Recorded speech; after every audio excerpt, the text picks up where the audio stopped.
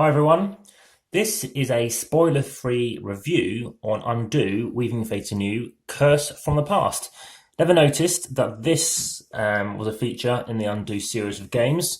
This is kind of regarded as the third in the series, and what I'm going to do is just kind of talk you through only about how you set up and play the game, and a little bit about what we thought about it. That isn't a spoiler, that is just how you see something.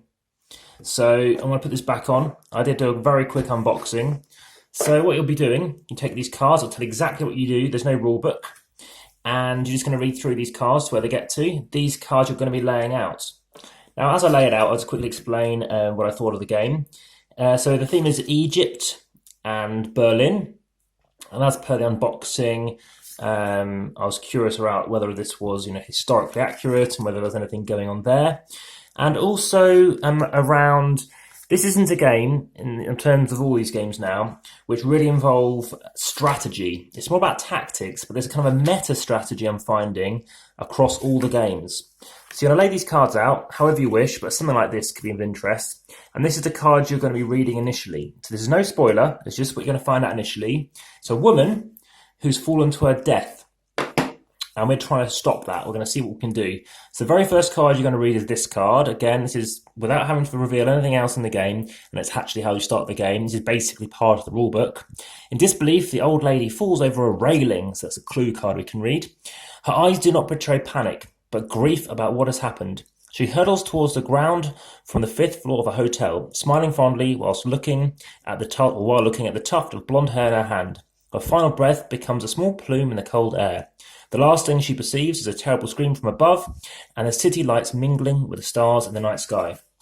So you're going to do a number of clues. You're going to have 9 clues. Here are these clue cards, 1 for the one we just used, and basically there are 8 left. This encourages you to then being used to the idea of actually discarding these cards. Once you've used 9, so you're going to go to 9 of these locations, which will include this card here. You're going to start thinking about how well you've done if you improve their fate. Improve it by getting a +1 or +2, or a 0 or a -1 if you've basically let fate run its course or you made it worse. You have 4 clue cards which you can use to do something, which go to investigate one of these locations. Each of these locations is going to have one of these cards associated with it, and you can then choose to inspect that if you think it's going to help you or you're not certain on the 3 options you can take. There's a final option which you can go into the future, which isn't something I've tended to do in the past.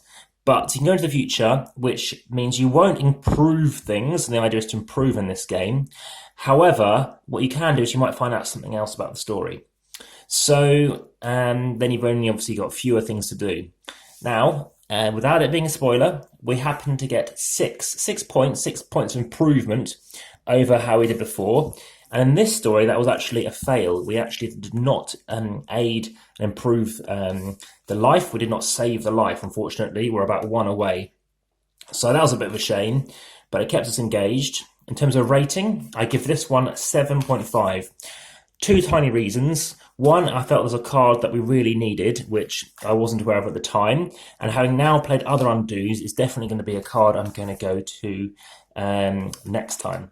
Now, additionally to that, I found the other minor thing was it does say you've managed to do whatever to his life. Now, it's actually her life, so they obviously copy and pasted that incorrectly. And aside from that, I did like the theme. I liked it very much. I love reading the story at the end. Even though we lost, I chose to actually kind of just read everything.